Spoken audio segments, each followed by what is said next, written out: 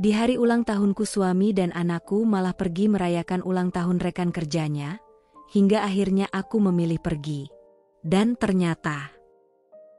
Halo sobat setia cerita Amira, sebelum masuk ke ceritanya, jangan lupa absen di kolom komentar kalian dari kota mana aja nih. Jangan lupa like, komen, dan subscribe channel ini ya, biar gak ketinggalan cerita menarik lainnya. Langsung aja yuk kita masuk ke ceritanya.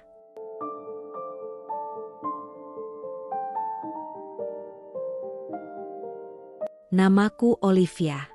7 tahun lalu, aku menikah dengan pria yang pernah kuyakini sebagai pelabuhan terakhir dalam hidupku, tempat di mana aku merasa aman, dicintai, dan dilindungi. Bersamanya, aku membangun rumah tangga yang, di mata orang lain, tampak nyaris tanpa celah. Kami bahkan dikaruniai seorang putra tampan, Arvino, yang kini berusia 6 tahun. Dari luar, kehidupan kami seperti potret keluarga bahagia yang sering dipamerkan di iklan, senyuman yang terekam di foto-foto, liburan keluarga yang penuh tawa, dan momen makan malam yang hangat. Semua itu terlihat sempurna, namun di balik tembok rumah, aku mulai merasakan sesuatu yang mengusik. Awalnya hanya hal kecil, tatapannya yang kini sering menghindar, ponsel yang selalu ia bawa bahkan saat ke kamar mandi, dan caranya pulang sedikit lebih larut dari biasanya. Aku mencoba menepis rasa curiga, meyakinkan diri bahwa ini hanya imajinasiku. Tapi naluri perempuan selalu punya cara untuk berbisik, bahkan ketika logika berusaha membungkamnya. Suatu malam, ketika aku menyiapkan makan malam, aku memanggilnya dari ruang tamu. "Mas, makanannya sudah siap," kataku sambil menata sendok garpu. Tak ada jawaban. Aku menoleh, melihatnya sibuk menatap layar ponsel dengan ekspresi yang sulit kuterjemahkan. Senyum kecil terbit di sudut bibirnya, senyum yang terasa asing. "Mas," panggilku lagi, kali ini lebih pelan namun penuh tanya. Ia tersentak, seolah baru sadar aku ada di sana. "Oh, iya, sebentar." Hanya sebentar. Tapi cukup untuk membuat dadaku terasa berat. Ada sesuatu yang mulai berubah. Dan aku tahu, rasa aneh ini bukan sekadar firasat kosong. Setiap kali aku pulang dari kantor, berharap menemukan rumah yang hangat dan penuh sambutan seperti dulu, yang kutemui justru suasana yang kaku. Dimas, pria yang pernah membuatku merasa aman, kini berdiri dengan tatapan datar seolah aku hanyalah bayangan yang lewat. Tak ada lagi senyum yang menyambut, tak ada tepukan lembut di bahu, tak ada sentuhan yang membuatku yakin bahwa ia masih menungguku. Hanya dingin yang menggantung di udara, dingin yang membuat langkahku ragu setiap kali memasuki rumah ini. Ravan, anak kami yang selalu menjadi sumber tawa, berlari menyambutku dengan teriakan riang. "Mama ah," serunya sambil melompat ke pelukanku. Aroma tubuhnya yang khas segera mengalirkan rasa damai di hatiku. Aku merunduk, memeluknya erat, seolah ingin menghapus semua penat yang menumpuk di luar sana. Namun, di tengah momen itu, dari sudut ruang, Dimas berdiri memandang kami. Bukan dengan kehangatan seorang ayah, melainkan sorot mata yang sulit kuterjemahkan, campuran antara lelah, acuh, dan entah apa lagi. "Kamu gak capek peluk-peluk terus?" Ravan jadi manja, katanya datar, tanpa senyum, hanya disertai tarikan napas yang terdengar berat. Kalimat itu menusuk, seperti menegur sesuatu yang seharusnya menjadi naluri alami seorang ibu. Aku menoleh, berusaha mencari sedikit penjelasan di wajahnya, namun yang kutemui hanyalah tembok tak terlihat yang memisahkan kami. "Aku cuma kangen. Seharian gak ketemu," jawabku lirih, mencoba mengendalikan nada suaraku agar tetap lembut. Dimas tidak menanggapi hangat. Ia hanya mengangkat alis singkat, lalu menunduk memeriksa ponselnya.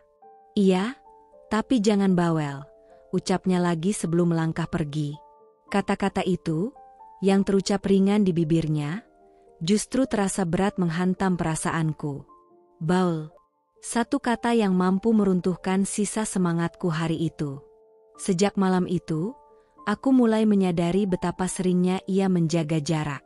Tak hanya jarak fisik yang terasa, tetapi juga jarak emosional yang kian melebar. Dulu, setiap aku pulang, ia selalu menatapku sambil bertanya tentang hariku, seolah ingin ikut merasakan setiap ceritaku.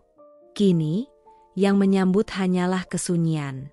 Sunyi yang menekan, membuat napasku terasa berat, dan menghadirkan pertanyaan yang tak berani kuucapkan.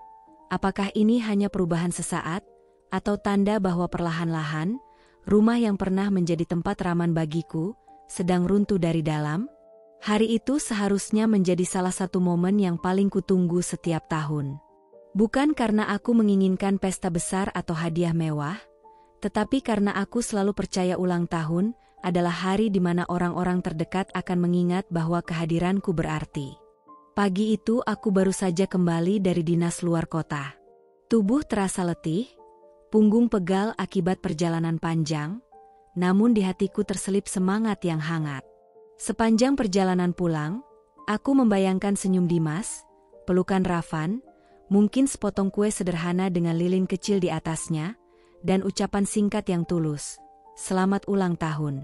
Mobil berhenti di depan rumah. Langkahku ringan saat membuka pintu, berharap disambut dengan suara tawa atau setidaknya aroma masakan yang menguar dari dapur. Tapi yang kutemui justru sebaliknya, kesunyian. Ruang tamu gelap, hanya diterangi cahaya tipis dari celah jendela. Tak ada balon warna-warni, tak ada pita tergantung di dinding, bahkan tidak ada tanda-tanda kehidupan selain bunyi detak jam dinding yang terdengar terlalu keras di telingaku. "Mas?" panggilku sambil meletakkan koper di lantai. Tak ada jawaban. Aku berjalan ke dapur, kosong. Kamar pun sunyi. Hanya udara dingin yang menyelimuti, membuat kulitku merinding. Hatiku perlahan mengerut, perasaan hangat yang tadi memenuhi dada mulai memudar, digantikan oleh rasa asing yang menekan. Kutelusuri setiap sudut rumah, berharap menemukan jejak bahwa mereka sedang menyiapkan kejutan. Tapi tidak. Meja makan kosong, tanpa taplak, tanpa piring, tanpa kue. Bahkan lemari es hanya menyimpan botol air mineral yang setengah terisi. Ponselku bergetar. Sebuah pesan dari Dimas, aku lembur. "Rafan di rumah Mama. Jangan tunggu aku." Hanya itu. Tanpa ucapan, tanpa emoji, tanpa tanda bahwa ia mengingat hari ini. Aku menatap layar ponsel cukup lama, berharap ada pesan lain yang menyusul, tapi yang datang hanya rasa sesak. Aku duduk di kursi ruang makan, membiarkan tatapanku kosong ke arah meja. Di benakku, terputar kenangan tahun-tahun lalu saat Dimas masih menyalakan lilin sambil tersenyum, dan Rafan, dengan suara cadelnya, ikut bernyanyi.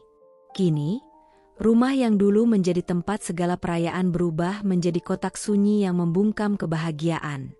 Untuk pertama kalinya, aku merasakan ulang tahun sebagai hari yang membuatku ingin cepat-cepat tidur, agar kesepian ini berhenti menatapku. Malam itu, setelah menerima pesan singkat dari Dimas yang mengatakan ia lembur, kegelisahanku tak kunjung reda. Ada sesuatu yang mengganggu pikiranku, terlalu mengganggu untuk diabaikan. Aku memutuskan keluar, mencoba memastikan keberadaan mereka. Langkah pertamaku adalah menuju rumah bibi pengasuh Rafan. Aku berharap setidaknya anakku ada di sana. Namun, setelah mengetuk pintu dan menanyakan, jawaban yang kudapat membuat perutku mengeras. "Rafan? Nggak ada di sini, Mbak. Dari sore tadi saya nggak lihat." Aku terdiam sejenak, mencoba mengatur napas agar tidak terlihat panik. Setelah berpamitan, aku kembali ke mobil. Jantungku berdetak lebih cepat, kepalaku dipenuhi kemungkinan yang tak ingin kubayangkan. Jalanan malam terasa lebih lengang dari biasanya, tapi pikiranku berisik. Aku menyusuri beberapa tempat yang mungkin mereka datangi, hingga mataku terpaku pada sesuatu di kejauhan, mobil Dimas. Terparkir manis di depan sebuah restoran mewah yang jarang sekali kami kunjungi, apalagi tanpa rencana. Tanganku bergetar ketika memegang gagang pintu mobil. Ada rasa marah, takut, dan penasaran yang berbaur menjadi satu. Aku melangkah mendekat, menempelkan pandangan ke kaca besar restoran. Dan di sanalah aku melihatnya, pemandangan yang menghantamku lebih keras daripada kata-kata. Dimas duduk di meja bundar, mengenakan kemeja rapi yang belum pernah kulihat ia pakai saat bersamaku. Di sebelahnya, Rafan, anak yang tadi kukira ada di rumah bibi pengasuh, tertawa lepas, pipinya merona bahagia. Dan di seberang mereka, seorang wanita yang belum pernah kulihat sebelumnya duduk anggun, mengenakan gaun merah yang memantulkan cahaya lampu restoran. Wajahnya cantik, penuh percaya diri. Di hadapannya, pelayan meletakkan sebuah kue besar dengan lilin menyala, sementara Dimas dan Rafan, suamiku dan anakku, menyanyikan lagu ulang tahun dengan senyum yang tulus untuk wanita itu. Aku berdiri mematung. Rasanya seperti ada ribuan tamparan mendarat bersamaan di wajahku. Urat di leherku menegang, udara yang kuhirup terasa berat. Mata panas, bukan hanya karena ingin menangis, tapi karena rasa terhina yang merambat hingga ke tulang. Aku ingin masuk, ingin bertanya, ingin menghancurkan pemandangan itu. Namun kakiku terpaku di lantai, seolah bumi menolak membiarkanku maju. Di tengah riuh tawa mereka, aku menyadari satu hal yang tak terbantahkan. Malam ini, di hari ulang tahunku, keluargaku merayakan pesta untuk orang lain. Dan itu adalah kenyataan yang akan sulit kulupakan, bahkan jika aku mencoba. Aku berdiri di depan restoran itu cukup lama, membiarkan cahaya dari dalam menyorot wajahku yang kaku. Setiap detik terasa seperti cambukan yang menggores kulitku, tapi entah dari mana, kekuatanku untuk meledak justru hilang. Aku tidak menyerbu masuk. Aku tidak berteriak memanggil nama Dimas. Aku tidak menuntut penjelasan di hadapan semua orang. Tidak. Aku hanya berbalik, melangkah menjauh, meninggalkan pemandangan yang baru saja menghancurkan sisa keyakinanku pada rumah tangga ini. Udara malam menusuk kulit, tapi rasanya tak sedingin ruang kosong di dalam hatiku. Kaki ini bergerak tanpa tujuan pasti, hanya mengikuti naluri untuk menjauh sejauh mungkin dari sumber luka itu. Lampu jalan berderet seperti saksi bisu, menatapku tanpa mampu menolong. Rasanya tubuhku berat, tapi anehnya, mataku tak sanggup mengeluarkan air mata. Bukan karena aku kuat, melainkan karena tak ada yang tersisa. Hatiku sudah kering, tandus, seperti padang yang terlalu lama dilupakan hujan. Sepanjang perjalanan pulang, pikiranku kosong. Tak ada rencana, tak ada kemarahan yang memuncak menjadi kata-kata. Hanya hening yang bergema di kepalaku. Sesampainya di rumah, aku menutup pintu dengan perlahan, lalu duduk di kursi tanpa menyalakan lampu. Sunyi itu memelukku dengan cara yang mengerikan, membuatku sadar bahwa sejak malam ini, aku telah kehilangan sesuatu yang tak akan kembali seperti semula. Aku memandang ponsel di meja. Tidak ada panggilan masuk, tidak ada pesan dari mereka. Dan untuk pertama kalinya dalam 7 tahun pernikahan, aku memilih untuk tidak menghubungi mereka. Bukan sebagai bentuk protes, melainkan sebagai tanda bahwa aku sudah berhenti berusaha. Berhenti berharap. Berhenti berjuang untuk seseorang yang bahkan tidak peduli apakah aku masih ada atau tidak. Sejak malam itu, aku membiarkan jarak menjadi jurang. Jurang yang kian melebar setiap hari, tanpa ada niat untuk menjembataninya lagi. Dan mungkin, di sanalah aku mulai benar-benar patah. Patah yang sunyi, patah yang tidak terlihat, tapi mematikan. Pagi itu berbeda dari ratusan pagi sebelumnya. Tak ada lagi dering telepon dariku yang biasa membangunkan Rafan untuk bersiap ke sekolah. Tak ada suara ceria yang mengingatkan Dimas agar jangan lupa sarapan. Tak ada pesan singkat yang menanyakan apakah ia sudah makan siang, atau sekadar menyelipkan emotikon senyum. Semua kebiasaan itu berhenti. Sejak fajar, aku sudah mengambil keputusan. Nomor teleponku yang lama, nomor yang tersimpan di ponsel mereka, nomor yang dulu menjadi jembatan antara kami, kupindahkan ke masa lalu. Aku menggantinya dengan angka-angka baru, menghapus jejakku dari daftar kontak mereka. Tidak ada pemberitahuan, tidak ada alasan yang kujelaskan. Aku hanya menghilang. Hari pertama berjalan dengan senyap. Aku membayangkan Dimas menatap ponselnya, bertanya-tanya kenapa notifikasi dariku tak kunjung muncul. Mungkin Rafan bertanya kepada ayahnya kenapa mama tidak menelepon. Mungkin juga mereka berasumsi aku sedang sibuk. Tapi aku tahu, seiring berjalannya waktu, kebingungan itu akan berubah menjadi kegelisahan. Siang harinya, aku menatap ponsel baru di tanganku, bersih dari riwayat panggilan, kosong dari percakapan lama. Rasanya aneh, tapi juga membebaskan. Tidak ada lagi pesan masuk dari mereka. Tidak ada lagi suara yang bisa menembus dinding yang sengaja kubangun. Sore menjelang malam, bayangan tentang mereka menghantui benakku. Aku bisa membayangkan Dimas mencoba menelepon, tapi hanya mendengar nada sambung yang sia-sia. Bisa jadi ia mulai menghubungi teman-temanku, atau mungkin keluargaku, mencari tahu keberadaanku. Namun, aku tetap memilih diam. Bukan karena aku ingin membuat mereka panik, tetapi karena aku ingin mereka merasakan hampa yang selama ini mereka biarkan menggerogoti hatiku tanpa peduli. Di kamar yang kini hanya berisi barang-barangku, aku duduk bersandar di dinding. Tidak ada foto keluarga, tidak ada suara anak, tidak ada jejak yang mengingatkan pada rumah yang dulu kupanggil kami. Yang ada hanyalah aku, dan keheningan yang kini menjadi perisai. Untuk pertama kalinya, aku merasakan bahwa menghilang bukan berarti kalah. Kadang, itu adalah satu-satunya cara untuk membuat seseorang benar-benar menyadari kehilangan. Beberapa hari berlalu sejak aku memutuskan menghilang. Pagi-pagi yang dulu penuh dengan dering telepon dan obrolan singkat, kini menjadi hening tanpa jejakku. Hingga suatu sore, bibi pengasuh yang sudah seperti keluarga sendiri menghubungiku diam-diam. Suaranya pelan, seperti takut kalau ada yang mendengar dari seberang sana. "Mbak, Rafan akhir-akhir ini rewel sekali.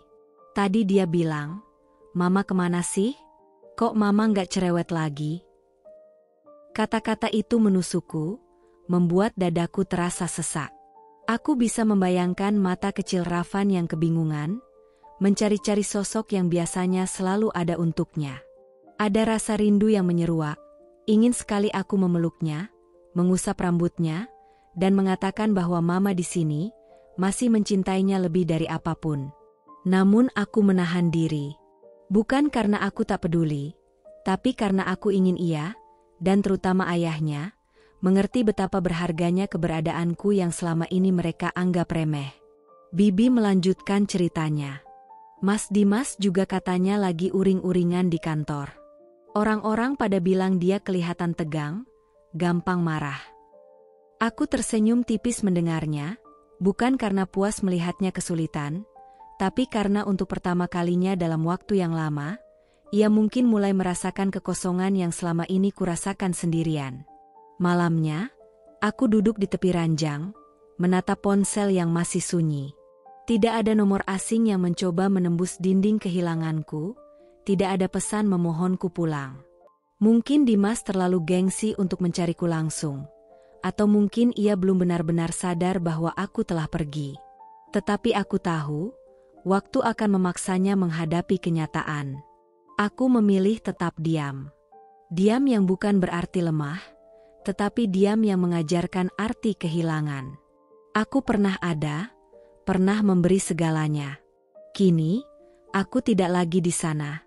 Dan hanya dengan ketidakhadiranku, mereka akhirnya akan belajar bahwa aku bukan sekadar pelengkap di dalam hidup mereka. Aku adalah bagian yang, ketika hilang, akan membuat segalanya terasa tidak utuh lagi. Sebulan telah berlalu sejak aku menghilang. Aku mulai terbiasa dengan rutinitas baru, bangun tanpa mendengar suara Rafan, menjalani hari tanpa pesan dari Dimas, dan mengakhiri malam dengan kesunyian yang menekan. Namun, di sela keheningan itu, ada kebiasaan kecil yang tak bisa benar-benar kuhilangkan. Rasa penasaran yang membuatku sesekali membuka media sosialnya. Bukan karena aku ingin kembali, tapi karena aku ingin tahu sejauh apa hidupnya berjalan tanpa aku. Malam itu, hujan turun perlahan di luar jendela. Lampu kamarku temaram, ponsel di tangan terasa lebih berat dari biasanya. Aku membuka akun media sosial Dimas, seperti seorang pengintai yang tak diundang. Layar ponsel menampilkan foto terbarunya, gambar yang membuat jantungku terhenti sesaat. Di sana, ia berdiri mengenakan setelan jas hitam, tersenyum lebar, menggenggam tangan seorang wanita yang pernah kulihat di restoran malam itu. Gaun putih panjangnya berkilau, bunga di tangannya serasi dengan dekorasi mewah di belakang mereka. Dan di keterangan fotonya, tertulis kalimat yang memukul telingaku meski tak diucapkan keras-keras. Akhirnya resmi milikku. Aku mematung. Suara hujan di luar berubah menjadi latar yang sunyi, hanya menyisakan gemuruh di dalam kepalaku. Satu demi satu, potongan kejadian berkelebat, tatapan asing Dimas beberapa bulan lalu, kue ulang tahun yang bukan untukku, tawa mereka di restoran. Ternyata semua itu bukan sekadar kecurigaan, melainkan bagian dari sebuah pengkhianatan yang kini terkonfirmasi tanpa sisa. Tanganku bergetar saat menggulir layar. Foto-foto lain muncul, menampilkan mereka berdua berpose bersama keluarga dan teman-teman. Semua tersenyum seolah kisah mereka dimulai dengan cinta yang murni, bukan dari kehancuran rumah tanggaku. Aku mencari-cari wajah Rafan, dan di satu foto, kulihat ia berdiri di antara mereka, mengenakan setelan kecil, tersenyum ke arah kamera.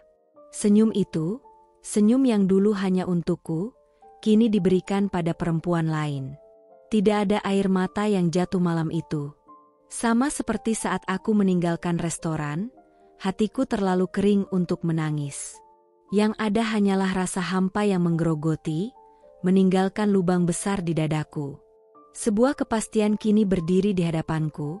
Aku bukan lagi bagian dari hidup mereka, dan ia bahkan tak menunggu lama untuk menghapus keberadaanku. Aku menutup ponsel dengan tangan yang terasa mati rasa. Malam itu aku mengerti, terkadang kebenaran tak datang melalui pengakuan, melainkan melalui gambar-gambar yang dipamerkan tanpa rasa bersalah di dunia yang serba terbuka. Dan ketika kebenaran itu muncul, ia bukan hanya menghancurkan, ia mengubur segala harapan untuk kembali. Beberapa hari setelah aku mengetahui dari media sosial bahwa Dimas telah menikah dengan wanita yang kulihat di restoran itu, sebuah pesan dari nomor tak dikenal muncul di ponselku. Awalnya aku sempat mengabaikannya, mengira hanya promosi atau pesan salah kirim, namun rasa ingin tahu membuat jariku bergerak membuka isi pesan tersebut. Liv, kamu tahu nggak, perempuan itu rekan kerja Dimas. Mereka sering lembur bareng. Bahkan kabarnya, hubungan mereka sudah ada jauh sebelum kamu pergi. Aku membaca kalimat itu berkali-kali, mencoba memastikan aku tidak salah memahami maksudnya. Saat kesadaranku mulai menangkap makna sebenarnya, jantungku berdetak kencang dan udara yang kuhirup terasa semakin berat. Potongan-potongan kecil dari berbagai kejadian yang selama ini menggantung di pikiranku mulai menemukan tempatnya. Tatapan kosong Dimas setiap aku pulang kerja, panggilan telepon yang dijawabnya sambil berjalan menjauh dariku, alasan lembur yang semakin sering ia lontarkan, bahkan aroma parfum asing yang pernah tercium di jaketnya, semuanya kini menjadi rangkaian utuh yang menyingkap kebenaran. Ia menyembunyikan seorang perempuan di balik dalih pekerjaan, dan yang lebih menghancurkan, perempuan itu bukanlah sosok asing dari dunia lain, melainkan seseorang yang setiap hari berada di lingkaran hidupnya, di ruang kerja yang seharusnya hanya menjadi tempat profesional, bukan ladang untuk mengkhianati kepercayaan. Rasa marah itu muncul seperti api yang tersulut tiba-tiba, membakar dada dan tenggorokanku. Namun kali ini aku tidak membiarkannya meledak begitu saja. Aku tidak mengirimkan pesan penuh kemarahan, tidak menelponnya untuk melontarkan sumpah serapah, dan tidak pula memohon penjelasan yang hanya akan berakhir dengan kebohongan baru. Aku hanya duduk di sudut kamar, memandang jendela yang basah oleh sisa hujan malam, membiarkan rasa perih itu menembus sampai ke tulang, lalu perlahan mengeras menjadi lapisan baja di dalam diriku. Aku mulai menyadari bahwa kemarahan yang dihamburkan tanpa arah hanya akan memberi mereka keuntungan, sedangkan diam yang disertai perhitungan bisa menjadi senjata yang jauh lebih mematikan. Malam itu, aku menyalakan lampu meja, mengambil buku catatan yang selama ini tergeletak di laci, lalu mulai menulis dengan tinta yang mengalir pasti. Bukan surat untuk Dimas, bukan pula catatan keluhan, melainkan rancangan langkah-langkah yang akan kulakukan. Di halaman pertama, kutulis daftar orang-orang yang bisa menjadi saksi atau sumber informasi, lalu kulanjutkan dengan bukti-bukti yang selama ini diam-diam kusimpan. Tangkapan layar pesan singkat, foto dari akun media sosial, bahkan rekaman suara percakapan telepon yang dulu kuanggap sepele. Setelah itu, kutuangkan garis besar rencana untuk membangun kembali hidupku, bukan sebagai istri yang dikhianati, melainkan sebagai perempuan yang akan berdiri lebih tinggi dari sebelumnya. Aku tidak akan mencari keributan di depan mata mereka, namun aku juga tidak akan memberi kesempatan bagi mereka untuk berjalan dengan tenang di atas puing-puing yang mereka ciptakan dari hidupku. Diamku kali ini bukanlah tanda menyerah, melainkan jeda yang kupakai untuk mengatur napas, mengumpulkan kekuatan, dan menunggu saat yang tepat untuk melangkah. Aku paham betul, pembalasan paling menyakitkan tidak selalu datang dari kemarahan yang meledak-ledak, melainkan dari kebangkitan yang membuat mereka terkejut karena tidak pernah menyangka aku mampu melakukannya. Mereka mungkin mengira aku hanya seorang istri yang bisa diabaikan. Perempuan yang tak berdaya, yang akan menangis di sudut kamar lalu menghilang. Mereka lupa satu hal penting, perusahaan tempat Dimas bekerja, tempat ia kini duduk di kursi direktur dengan penuh kebanggaan itu, adalah milik keluargaku. Aku bukan sekadar pewaris, aku adalah pemegang saham mayoritas. Perusahaan itu dibangun dari nol bersama ayahku, dengan keringat, darah, dan air mata. Setiap bata di gedung itu menyimpan sejarah keluarga kami. Dan ketika aku memutuskan untuk berbicara, tidak ada satupun yang berani memotong kata-kataku.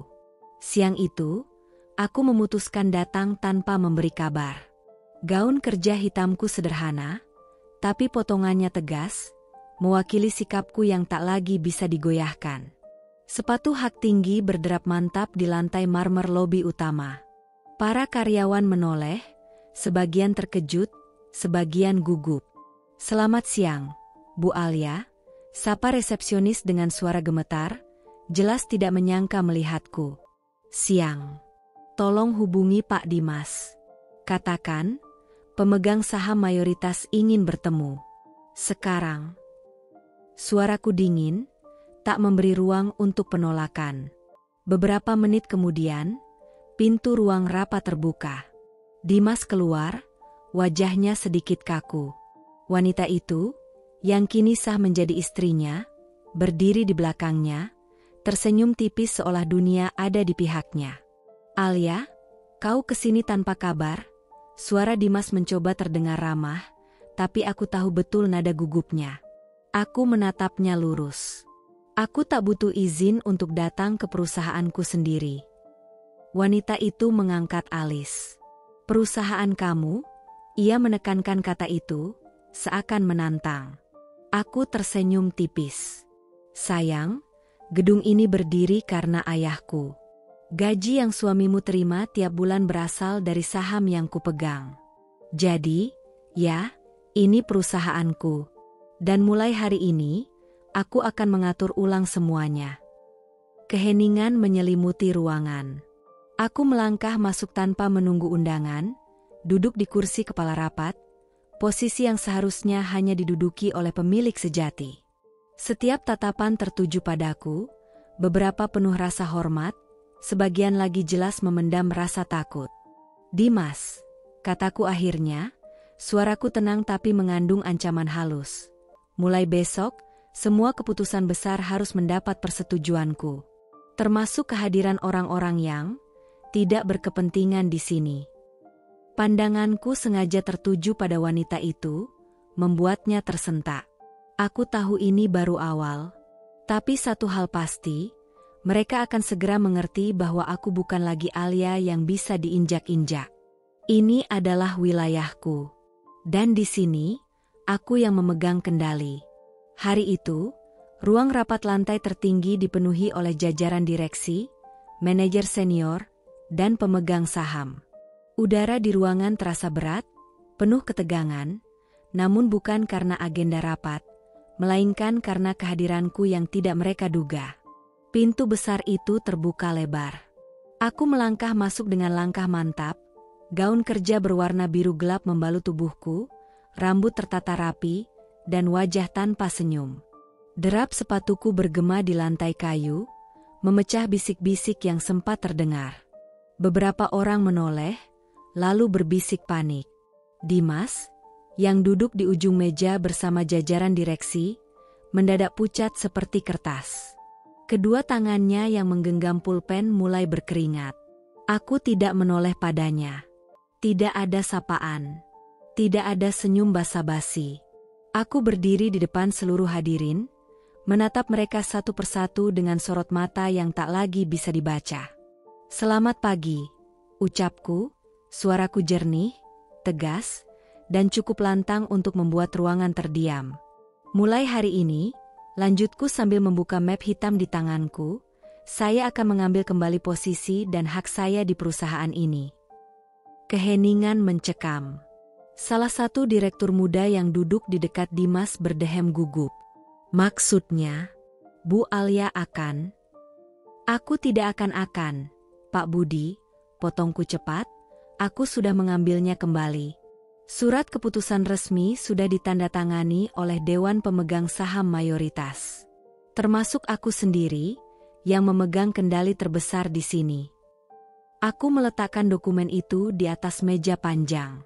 Suara map yang terbanting pelan terasa seperti palu godam di telinga Dimas. Ia mencoba tersenyum kaku. "Alia, kita bisa bicarakan ini secara pribadi." Aku menoleh untuk pertama kalinya, menatapnya lurus. "Tidak ada lagi kita, Dimas. Aku tidak kembali sebagai istrimu. Aku kembali sebagai pemilik sah perusahaan ini." Senyum tipis terbit di bibirku, tapi dingin. "Dan mulai sekarang, aku akan duduk di kursi yang seharusnya menjadi milikku sejak awal." Aku berjalan menuju kursi pimpinan, dan tanpa menunggu izin, aku duduk di sana. Seluruh mata tertuju padaku. Beberapa direksi yang selama ini berpihak pada Dimas saling bertukar pandang, menyadari posisi mereka kini terancam. "Silakan lanjutkan rapatnya," ucapku sambil menyandarkan punggung. "Tapi ingat, mulai hari ini, semua keputusan besar akan melewati meja ini. Meja yang sekarang sudah kembali pada pemiliknya." Dan untuk pertama kalinya, Dimas tak berani menatapku lebih lama. Ruang rapat Dewan Komisaris yang itu dipenuhi ketegangan yang hampir bisa diraba. Meja panjang dari kayu mahoni mengilap berderet kursi kulit hitam, dan di setiap kursi duduk para pemegang saham serta jajaran eksekutif perusahaan. Suara pendingin ruangan terdengar halus, kontras dengan tatapan-tatapan penuh rasa ingin tahu yang saling bertukar di antara mereka. Di ujung meja, Dimas duduk dengan postur yang berusaha tanpa percaya diri, namun matanya tidak bisa menyembunyikan kegelisahan. Jasnya hitam pekat, dasinya diikat rapi, tetapi kemejanya terlihat sedikit kusut seperti ia mengenakannya dalam keadaan tergesa. Peluh tipis mulai membasahi pelipisnya, dan jemarinya tak henti meremas pulpen yang ia pegang. Aku duduk di kursi pimpinan rapat, tegak, tanpa perlu meninggikan suara atau menunjukkan emosi yang berlebihan. Semua berkas penting ada di hadapanku, tersusun rapi dalam map tebal berwarna biru tua, disertai beberapa perangkat yang terhubung ke layar besar di dinding. Hari ini bukan sekadar rapat bisnis. Ini adalah momen penentuan nasib seseorang yang pernah menjadi bagian paling dekat dalam hidupku. Aku menatap sekeliling ruangan, memastikan setiap orang memberi perhatian penuh, lalu memulai dengan nada yang datar namun syarat makna. "Sebelum kita masuk ke agenda utama, ada hal yang harus saya sampaikan terkait posisi dan integritas salah satu eksekutif." Suasana mendadak berubah sunyi. Beberapa kepala menoleh ke arah Dimas, sebagian lain langsung memusatkan perhatian padaku. Aku melanjutkan, Beberapa waktu lalu, saya menerima laporan mengenai pelanggaran etika dan profesionalitas yang dilakukan oleh saudara Dimas. Saya memutuskan untuk menelusuri kebenaran informasi itu secara pribadi, agar tidak ada prasangka atau tuduhan tanpa dasar. Aku memberi isyarat singkat kepada staf IT yang berdiri di sudut ruangan. Lampu ruangan meredup perlahan, dan layar besar di dinding menyala, menampilkan deretan bukti yang telah kukumpulkan. Foto-foto, tangkapan layar percakapan, hingga potongan rekaman video, semuanya terangkai jelas. Bukan hanya menunjukkan kedekatan personal Dimas dengan salah satu staf perusahaan yang saat itu masih aktif bekerja, tetapi juga memperlihatkan bahwa hubungan itu berlangsung ketika ia masih terikat pernikahan denganku. Aku tidak menambahkan narasi yang memojokkan, tidak ada kata-kata bernada tuduhan personal. Aku hanya membiarkan bukti visual itu berbicara, karena jejak digital tidak bisa dihapus atau diputar balikan. Di sekeliling meja, beberapa anggota dewan saling berbisik pelan, raut wajah mereka menunjukkan kekecewaan yang sulit disembunyikan. Salah satu komisaris senior menghela napas panjang sebelum berucap, "Ini adalah pelanggaran serius, baik terhadap etika kerja maupun reputasi perusahaan." Komisaris lain menambahkan dengan nada tegas, "Dan ini mencoreng nama baik yang selama ini kita bangun. Kita tidak bisa menutup mata." Aku menggeser map biru di depanku, mengeluarkan selembar surat keputusan resmi, lalu meletakkannya di atas meja. Berdasarkan hasil investigasi ini dan keputusan suara mayoritas pemegang saham, efektif mulai sore ini, Saudara Dimas diberhentikan dari seluruh jabatan eksekutif. Semua fasilitas perusahaan, termasuk mobil dinas, akses kantor, serta tunjangan yang selama ini diberikan, akan dicabut tanpa pengecualian. Wajah Dimas memucat drastis. "Alia, kau tidak bisa." Kalimatnya terhenti ketika aku memotong dengan suara dingin namun terkendali. "Aku tidak melakukan ini sendirian, Dimas. Ini adalah keputusan kolektif. Aku hanya menyampaikan hasilnya secara resmi." Ketukan palu sidang dari ketua dewan terdengar mantap, mengakhiri semua kemungkinan perdebatan. Dimas terdiam, matanya menatap kosong ke arah meja. Jemarinya yang sejak tadi menggenggam pulpen perlahan melemas, seolah kekuatan di tubuhnya ikut menghilang. Petugas keamanan perusahaan yang telah bersiap sejak awal maju mendekat, siap mengawal keluar seseorang yang dulu pernah duduk sejajar denganku memimpin rapat-rapat besar, dan kini bahkan kursi untuknya pun sudah tidak ada lagi. Aku bangkit, melangkah keluar ruangan tanpa menoleh, membiarkan pintu tertutup di belakangku. Di balik itu, suara langkah berat dan napas terengah terdengar, tanda awal dari kejatuhan yang tidak bisa lagi ia hentikan. Pernikahan yang awalnya mereka banggakan di hadapan banyak orang, lengkap dengan unggahan foto mesra, senyum manis, dan kata-kata penuh janji di media sosial, kini mulai menunjukkan sisi kelam yang tak pernah mereka bayangkan. Wanita itu, yang dulu selalu tampil lembut dan menyanjung Dimas di setiap kesempatan, perlahan menanggalkan topengnya. Sifat aslinya mulai muncul, ambisius, penuh tuntutan, dan terobsesi pada status sosial. Ia mulai mengeluh tentang rumah yang mereka tempati, menyebutnya terlalu kecil, sempit, dan jauh dari kesan prestisius. "Dimas, aku tidak mau tinggal di tempat seperti ini. Aku butuh rumah yang pantas untuk seorang nyonya besar, di lingkungan elit, dengan halaman luas dan interior mewah. Itu hakku sebagai istrimu," ucapnya dengan nada tajam, sambil melipat tangan di dada dan menatap penuh tuntutan. Dimas, yang kini sudah kehilangan jabatan, fasilitas, dan gaji besarnya, hanya bisa menghela napas panjang. Tabungan yang ia simpan sejak lama semakin terkuras untuk memenuhi gaya hidup istrinya yang tak pernah merasa cukup. Dengan suara rendah ia mencoba memberi penjelasan, "Sekarang keadaan sudah berubah. Aku tidak lagi," namun sebelum kata-katanya selesai, sang istri langsung memotongnya dengan nada sinis. Itu bukan urusanku. Aku menikah denganmu untuk hidup nyaman, bukan untuk menyesuaikan diri dengan kekurangan. Hari demi hari, ketegangan di antara mereka semakin memuncak. Pertengkaran kecil menjadi rutinitas, sementara rasa hormat dan kasih sayang perlahan menghilang. Dimas mulai merasakan beban yang kian berat di pundaknya. Ia tak hanya harus menanggung biaya hidup yang semakin besar, tetapi juga harus menghadapi sikap istri yang terus menuntut tanpa pernah berterima kasih. Dalam hatinya, perlahan muncul kesadaran pahit bahwa rumah tangga yang dulu ia perjuangkan dengan mengkhianati orang lain, kini berubah menjadi jebakan yang menguras tenaganya, menghancurkan harga dirinya, dan membuatnya rindu pada kehidupan yang pernah ia tinggalkan. Sore itu, cahaya matahari yang mulai condong menembus jendela besar ruang bermain, memantulkan kilau keemasan di lantai kayu. Di sudut ruangan, Rafan duduk bersila di atas karpet bergambar peta dunia. Boneka beruang coklat yang sudah mulai kehilangan bulu di beberapa bagian berada dalam pelukannya. Ia memandang hampa ke arah jendela, bibirnya sedikit terkatup rapat seolah menimbang sesuatu yang sudah lama mengganjal di hatinya. Suaranya akhirnya pecah, pelan namun tegas. "Bibi, kenapa Mama nggak pernah datang? Mama sibuk, ya? Atau Mama marah sama aku?"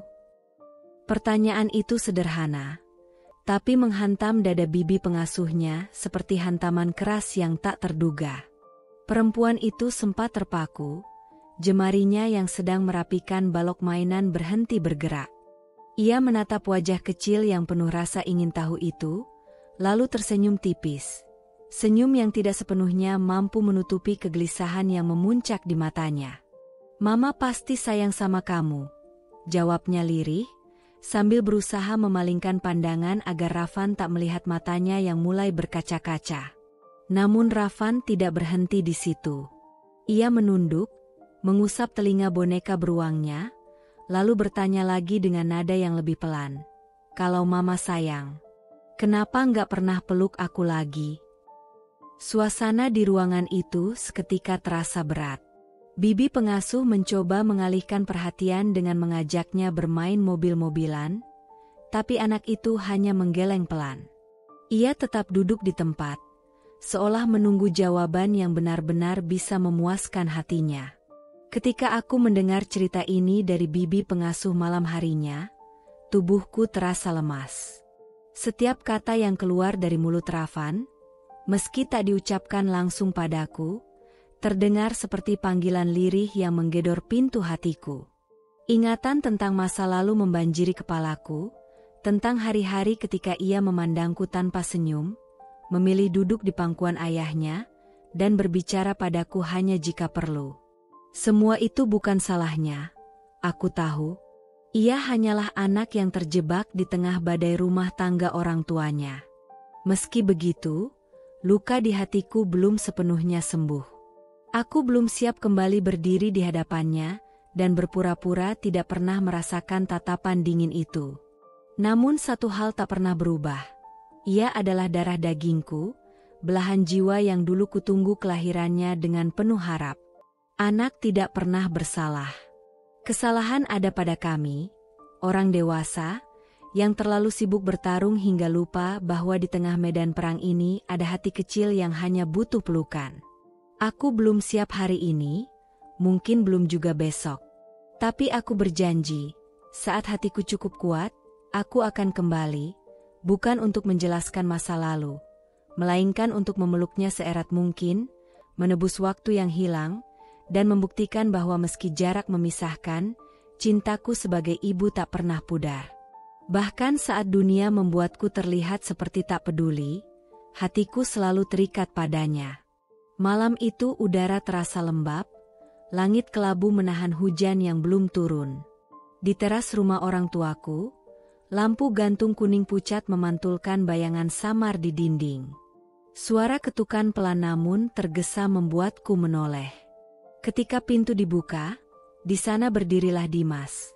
Wajahnya pucat, rambutnya berantakan, dan matanya sembab seolah baru saja habis menangis. Kemejanya kusut, lengan panjangnya basah di bagian ujung, entah karena keringat atau embun malam. Tanpa menunggu undangan, ia melangkah masuk beberapa langkah, lalu berhenti tepat di depanku. Bahunya turun naik menahan napas yang tercekat, suaranya parau ketika berkata, Aku minta maaf, Laras. Ia mencoba tersenyum, tapi yang muncul hanyalah raut getir yang semakin memperlihatkan kesedihannya. Aku tahu aku salah. Aku hancurkan semuanya. Tapi kumohon, beri aku satu kesempatan lagi. Aku janji akan berubah. Aku tetap duduk di sofa, tidak tergesa menjawab. Mataku menatapnya tanpa amarah, tanpa air mata, hanya ketenangan yang lahir dari luka yang sudah terlalu dalam untuk ditangisi. Dalam hati, aku memutar kembali semua kenangan. Malam-malam ketika aku menunggunya pulang tanpa kabar. Hari-hari ketika aku mencoba bicara namun ia memilih memalingkan wajah. Momen-momen kecil ketika aku perlahan merasa seperti penghuni tak terlihat di rumahku sendiri. Ia berlutut di hadapanku. Tangannya meraih ujung gaunku seolah aku adalah satu-satunya pegangan yang tersisa. Aku nggak bisa tanpamu, Laras. Aku salah. Perempuan itu nggak ada artinya. Hanya kamu, cuma kamu. Ucapannya bergetar, tapi bagiku, semua itu datang terlalu terlambat. Aku menghela napas panjang, menunduk sedikit agar bisa menatap matanya dengan jelas. Suaraku tenang, nyaris tanpa getaran, namun cukup tajam untuk menembus sisa-sisa harapannya. Dimas, kau tidak kehilangan aku karena perempuan itu. Tapi karena kau membiarkanku merasa tak berarti. Karena di saat aku butuh kau melihatku, kau memilih memalingkan pandangan. Karena di saat aku berjuang mempertahankan kita, kau malah membiarkanku bertarung sendirian. Ia menunduk, terdiam, seakan kata-kata itu menampar lebih keras daripada teriakan. Tak ada lagi yang bisa ia bantah, karena kebenaran itu terlalu telanjang untuk disangkal. Dan malam itu, untuk pertama kalinya, aku benar-benar merasa bahwa perpisahan kami bukanlah kekalahan, melainkan pembebasan. Sore itu langit tampak suram, diselimuti awan kelabu yang menggantung berat seakan menandai datangnya hujan. Di ruang tamu rumah orang tuaku yang sederhana namun terasa aman, aroma teh melati yang baru saja diseduh masih memenuhi udara, mengeluarkan kehangatan yang kontras dengan suasana hatiku. Ketukan di pintu terdengar tergesa, seperti pertanda akan hadirnya sesuatu yang sulit dielakkan. Ketika aku membukanya, sosok yang berdiri di ambang pintu adalah orang-orang yang dulu sering membuatku merasa tidak diterima. Ibu Dimas yang tatapannya kini jauh dari sikap angkuh, diiringi adik perempuannya yang tampak gelisah dan gugup. Tidak ada nada tinggi, tidak ada kalimat yang merendahkan seperti yang pernah mereka ucapkan dulu. Kali ini, suara mereka lembut dan penuh permohonan. Laras, pulanglah. Berilah Dimas kesempatan untuk memperbaiki segalanya. Dia benar-benar menyesal, kata ibunya, suaranya bergetar, matanya memancarkan kelelahan dan rasa bersalah yang jarang kulihat. Adik Dimas, yang biasanya memilih diam ketika keluarganya bersikap kasar padaku, kini memberanikan diri berkata, Kak, aku tahu banyak hal sudah terluka, tapi bukankah keluarga seharusnya tetap bersama? Beberapa menit kemudian, langkah pelan namun mantap terdengar dari luar. Mertuaku yang dulu selalu dingin, bahkan di saat aku berusaha keras mendapatkan pengakuannya, masuk dengan wajah yang jauh lebih renta dari terakhir kali aku melihatnya. Sorot matanya tak lagi keras, melainkan penuh rasa sesal yang sulit diungkapkan. Dengan suara pelan, ia hanya berkata, "Maafkan kami, Laras. Kami salah menilaimu. Kami seharusnya melindungimu sejak awal." Kalimat itu, yang dulu mungkin akan menjadi secercah harapan, kini terasa kosong. Bukan karena aku tak menghargainya, melainkan karena hatiku sudah terlalu lelah untuk kembali merajut sesuatu yang sudah lama robek. Aku duduk mendengarkan mereka satu persatu, membiarkan kata-kata mengalir seperti air yang mencari celah. Semua inti ucapannya sama, ajakan untuk pulang, untuk memulai lagi dari awal. Namun aku sadar, jarak yang memisahkan kami bukan sekadar akibat pengkhianatan Dimas, melainkan juga karena sikap mereka yang dulu membiarkan aku terpuruk sendirian. Luka yang mereka biarkan tumbuh itu, kini sudah menjadi jurang yang tak mungkin dijembatani lagi. Ketika tiba giliranku berbicara, aku memilih kata-kata yang tenang namun tegas, tanpa nada marah, hanya sebuah kejujuran yang lahir dari hati yang sudah menemukan jalannya sendiri. Aku berterima kasih karena kalian mau datang dan bicara padaku. Tapi yang aku cari sekarang bukan rumah yang besar atau keluarga yang utuh di mata orang. Yang aku cari adalah ketenangan, dan aku sudah menemukannya di sini, bersama diriku sendiri. Tak ada balasan selain keheningan. Mereka saling bertukar pandang, seolah menyadari bahwa pintu yang mereka ketuk kali ini bukan hanya terbuat dari kayu, tapi juga dari hati yang sudah menutup rapat. Di luar, hujan turun perlahan, suaranya menjadi latar yang menegaskan akhir dari sebuah bab yang tak akan pernah kembali seperti semula. 3 bulan telah berlalu sejak aku meninggalkan rumah itu, meninggalkan segala kenangan pahit dan luka yang nyaris menghabisi tenagaku. Waktu terasa berjalan lambat. Setiap hari dipenuhi keheningan yang sesekali dipecahkan oleh rasa rindu yang menyesakkan dada. Dalam sepi, bayangan wajah Rafan selalu hadir.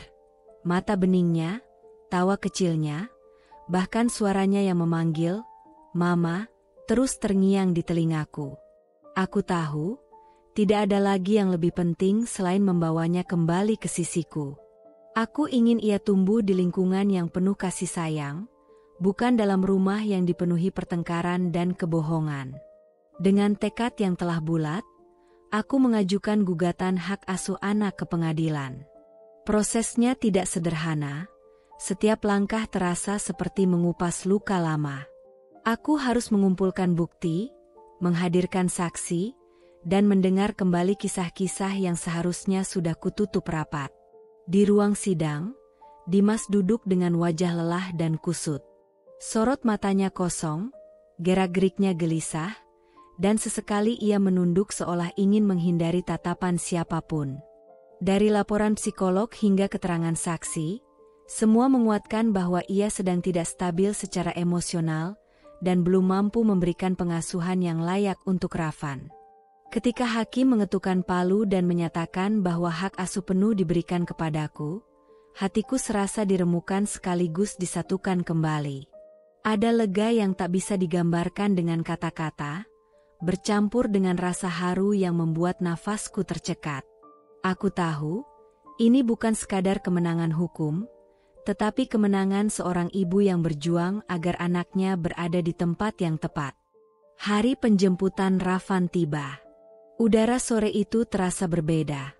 Lebih hangat, lebih hidup, seolah semesta pun ikut menyambut momen ini. Pintu rumah terbuka, dan dari dalam muncul sosok kecil yang begitu kurindukan. Rafan berlari kecil menghampiriku. Langkahnya tergesa-gesa seperti takut aku akan menghilang lagi jika ia terlambat. "Mama," suaranya bergetar, matanya berkaca-kaca. Tanpa ragu, ia melingkarkan kedua lengannya di pinggangku, memelukku sekuat tenaga. Wajahnya menempel di pipiku, mencium penuh kerinduan yang selama ini terpendam. "Jangan pergi lagi, Ma. Rafan rindu Mama," ucapnya lirih. Kata-kata itu menembus pertahananku, membuat air mataku jatuh tanpa bisa kutahan. Aku membalas pelukannya, membelai rambutnya yang harum, dan berbisik di telinganya bahwa aku tidak akan kemana-mana lagi. Saat itu aku sadar, di pelukan anakku, aku telah menemukan rumahku yang sebenarnya. Tidak ada lagi jarak, tidak ada lagi perpisahan, hanya kami berdua yang saling menjaga, saling melengkapi, dan saling menjadi alasan untuk tetap bertahan. 3 bulan berlalu sejak pesta pernikahan yang dulu dibanggakan Dimas. Saat itu, ia berjalan penuh percaya diri di pelaminan, menggenggam tangan wanita yang diakininya sebagai pelabuhan terakhir, tempat ia menambatkan cinta dan masa depannya. Namun, kebahagiaan yang dibangun di atas pengkhianatan ternyata rapuh. Di balik senyum manis yang dulu memikatnya, wanita itu menyimpan hitungan waktu, bukan hitungan cinta. Ketika usaha Dimas runtuh dan semua sumber penghasilan mengering, kehidupan rumah tangga mereka mulai retak. Tagihan menumpuk, kebutuhan sehari-hari tak terpenuhi, dan gengsi yang dulu tinggi mulai runtuh satu persatu. Wanita itu, yang sebelumnya tersenyum manis di sampingnya, kini lebih sering memasang wajah dingin dan menghindari pembicaraan tentang masa depan. Hingga pada suatu pagi yang terasa kelabu, Dimas menerima surat gugatan cerai. Alasannya singkat dan menusuk. Ia tidak lagi memiliki apa-apa untuk diberikan. Bagi Dimas, itu bukan sekadar pengkhianatan, melainkan tusukan telak dari orang yang selama ini ia bela habis-habisan, bahkan rela menghancurkan orang lain demi kebahagiaannya. Ia yang pernah merasa menjadi pahlawan di mata wanita itu, kini hanya menjadi beban yang ingin segera dilepaskan. Di sudut rumah kontrakan sempit yang nyaris kosong, Dimas duduk memandangi dinding kusam. Ia mencoba memahami bagaimana cinta yang diperjuangkannya mati-matian bisa berubah menjadi dingin hanya karena harta tak lagi ada. Malam itu, untuk pertama kalinya setelah sekian lama, ia menangis tanpa suara. Air matanya jatuh di tangan yang dulu ia gunakan untuk menggenggam erat wanita itu. Ia teringat janji-janji manis yang pernah diucapkan di telinga, semua kini terdengar seperti lelucon kejam. Tidak ada pelukan, tidak ada ucapan penghiburan, hanya kesunyian yang menelan seluruh sisa harga dirinya. Dan saat ia menyadari bahwa ia ditinggalkan oleh orang yang ia pilih mengkhianati masa lalunya demi masa depan semu, barulah Dimas mengerti, ia telah membangun hidup di atas pasir, dan ombak pertama yang datang telah menghancurkannya tanpa ampun. Dimas kini menjalani kehidupan yang sangat berbeda dari masa kejayaan yang dulu pernah ia banggakan.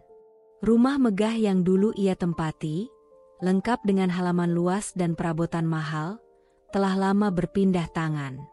Kini, yang tersisa hanyalah sebuah rumah kontrakan sempit di ujung gang kumuh, dengan dinding yang mulai retak, cat mengelupas, dan atap bocor yang meneteskan air setiap kali hujan deras turun. Lantai semen dingin menjadi pengganti marmer mengilap, dan bau apek memenuhi udara, seolah mengingatkan bahwa semua kemewahan yang dulu ia miliki hanyalah sementara. Jabatan tinggi yang dulu membuatnya dihormati di lingkungan kerja telah direnggut tanpa sisa. Semua rekan yang dulu memuji dan mendekat demi keuntungan pribadi kini berpaling, meninggalkannya sendirian menanggung aib. Tabungan yang dulu berlimpah, yang ia gunakan untuk memanjakan dirinya dan membiayai wanita yang ia pilih, telah habis tanpa sisa, berganti tumpukan utang yang semakin membelenggu. Reputasi yang dahulu menjadi kebanggaan keluarga kini tercoreng, membuat hubungan dengan orang-orang terdekat membeku. Keluarga yang dulu selalu ada kini memilih menjaga jarak, tak sanggup menanggung malu akibat perbuatannya. Di tengah keterpurukannya, Dimas sering berdiri di ujung jalan yang tak jauh dari rumahku. Ia mengamati dari kejauhan, bersembunyi di balik keramaian, sekadar untuk melihatku berjalan bersama Rafan. Tatapannya memandangi setiap gerak kami, bagaimana aku menggandeng tangan putraku dengan penuh kasih. Bagaimana Rafan tertawa lepas sambil menceritakan hal-hal kecil yang membuatnya bahagia. Pemandangan itu membuatnya sadar betapa berharganya kebersamaan yang pernah ia sia-siakan. Suatu sore, ketika matahari mulai condong ke barat, aku melihatnya berdiri tidak jauh dari gerbang rumah. Wajahnya jauh berbeda dari yang pernah aku kenal.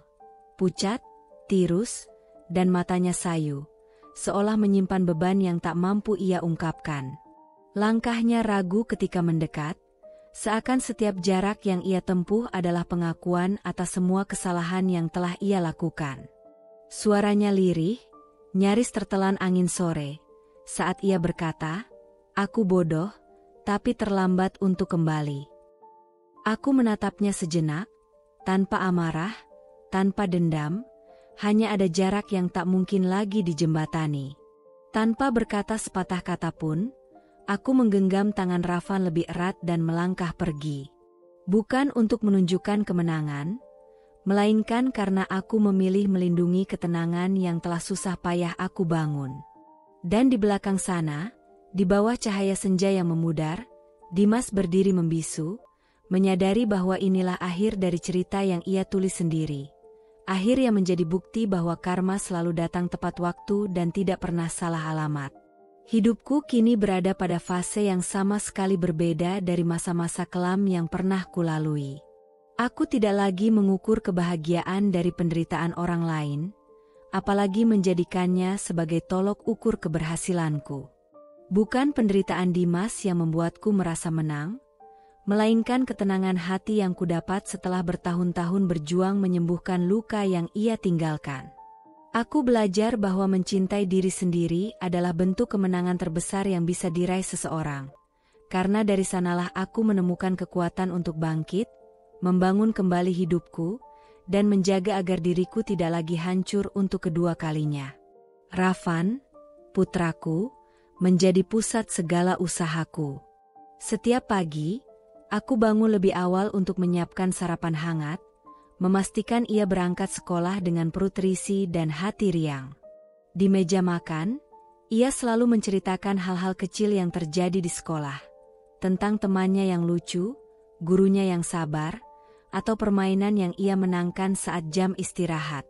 Tawanya yang lepas dan polos bagai alunan musik yang memulihkan jiwaku. Di matanya, aku bukan hanya seorang ibu, tapi juga rumah tempat ia selalu merasa aman. Aku mendidiknya dengan nilai-nilai yang kupelajari dari perjalanan pahitku sendiri. Menghargai diri, menjaga integritas, dan tidak membiarkan siapapun mematahkan semangatnya. Hari-hari yang dulu penuh tangis dan kegelisahan kini berganti dengan rutinitas yang menenangkan. Malam-malamku tak lagi diisi dengan memandangi langit-langit sambil bertanya-tanya apa yang salah denganku. Sebaliknya, aku duduk di ruang tamu bersama Rafan, membaca buku cerita atau mendengarkan musik pelan sambil menatap senyumnya yang penuh rasa percaya. Luka masa lalu memang meninggalkan bekas. Namun bekas itu kini menjadi peta yang menunjukkan betapa jauhnya aku telah melangkah dari titik terendahku. Di tengah perjalanan yang perlahan menenangkan itu, aku mulai bertemu dengan seseorang yang berbeda. Bukan pria yang datang membawa janji-janji manis yang rapuh, melainkan sosok yang hadir dengan ketulusan yang nyata.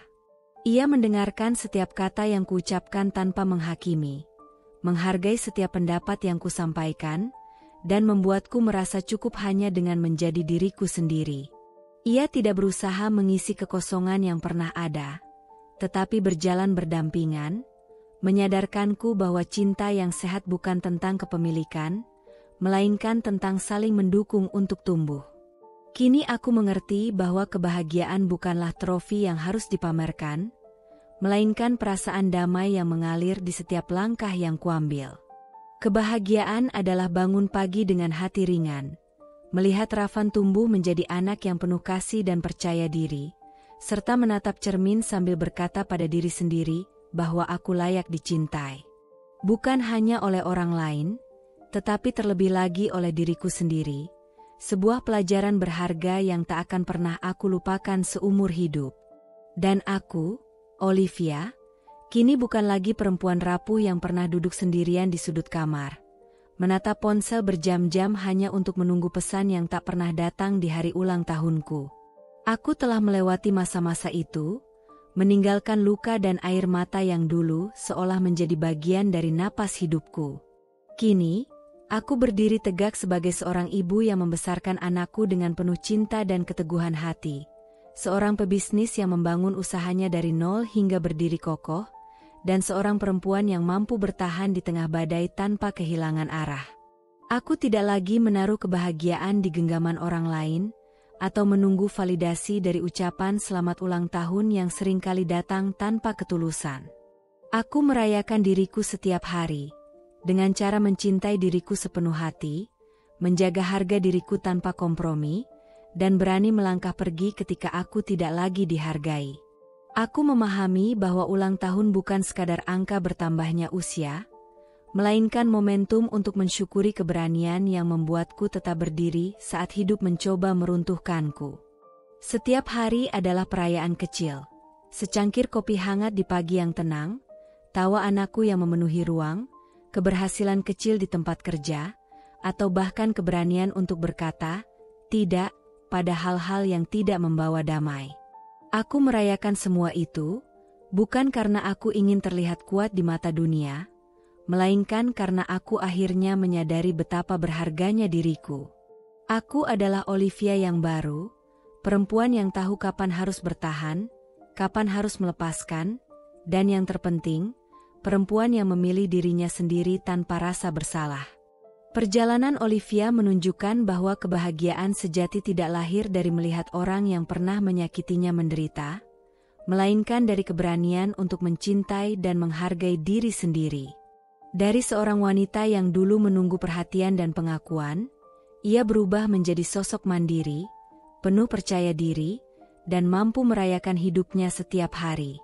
Kisahnya menjadi bukti bahwa kekuatan perempuan terletak pada kemampuannya untuk bangkit, membangun kembali kehidupannya, dan memilih pergi ketika tidak lagi dihargai, bukan sebagai bentuk kekalahan, tetapi kemenangan terbesar atas dirinya sendiri.